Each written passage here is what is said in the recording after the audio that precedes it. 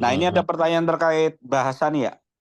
Ada Hmm. rekomendasi nggak ya untuk training bahasa atau seperti apa ininya supaya bisa Eh, menuju ke N3 itu?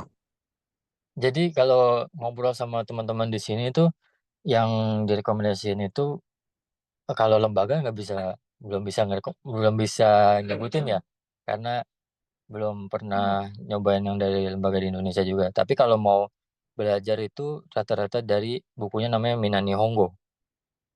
Itu belajar basic bahasa Jepang, terus cara komunikasinya bagaimana di situ diajarin gitu.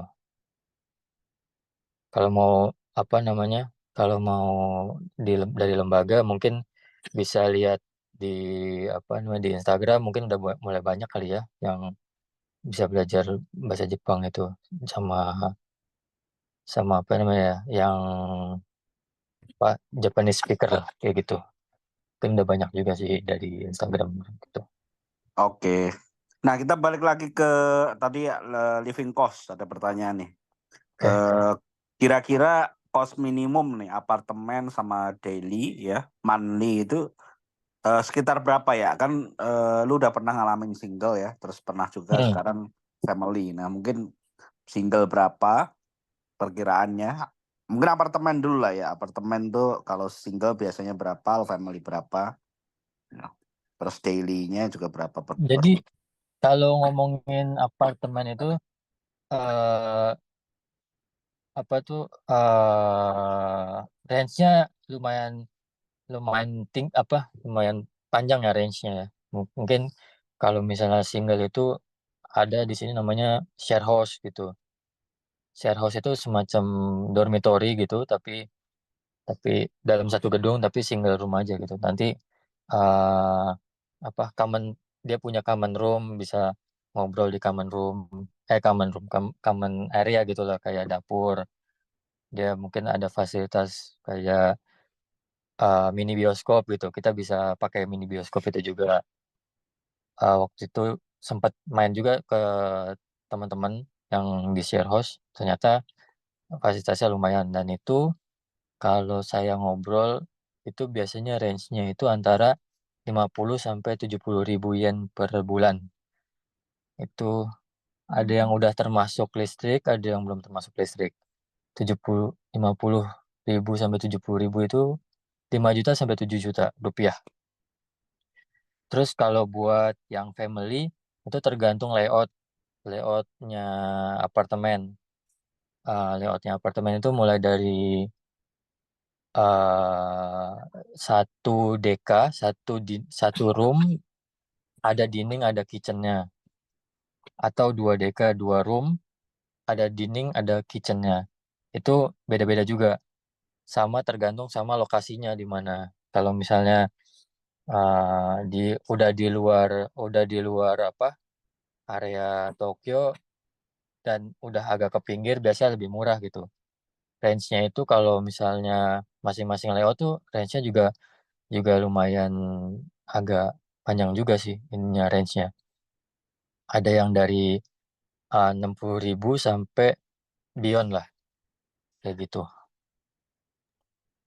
60 ribu Terus tuh sekitar berapa tuh ya? 60 ribu yen per bulan itu 6 juta yen gitu. Oke, masih Hmm. affordable ya. Ya, Kalau family ya segituan juga. Sampai family berapa? itu family itu eh tergantung layoutnya juga sih sebenarnya. Kalau yang terakhir itu family apa di 90 ribu yen per bulan. Jadi 9 jutaan lah. 9 jutaan ya? Per bulan.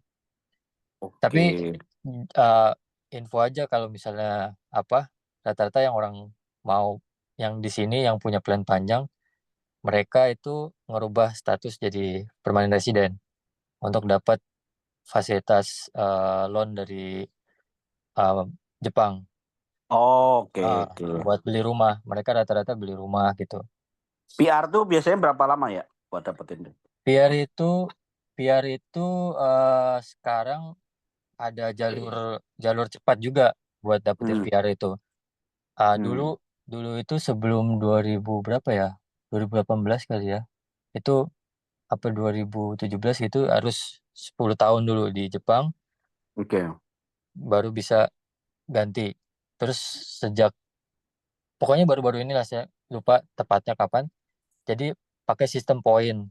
Jadi poinnya itu Hmm. dari poin bahasa Inggris, bahasa bahasa Jepang, poin banyak poinnya itu banyak poin-poinnya itu banyak lah.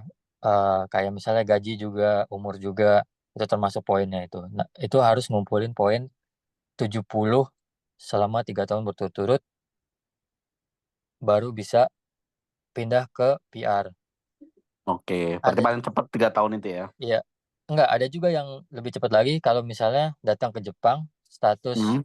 status visanya itu high skill profesional. Oke. High skill profesional itu eh, cuman setahun, habis itu tahun berikutnya apply PR bisa memungkinkan. Kayak probabilitasnya itu sekitar 80% lah, 85% bisa dapat PR gitu.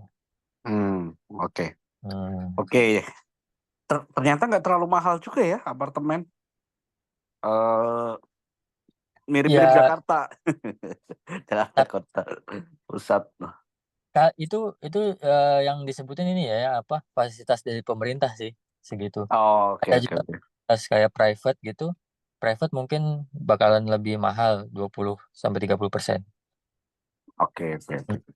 Dengan layout yang sama, dengan lokasi yang sama, private-nya lebih mahal 20-30%. Oke, sip sip.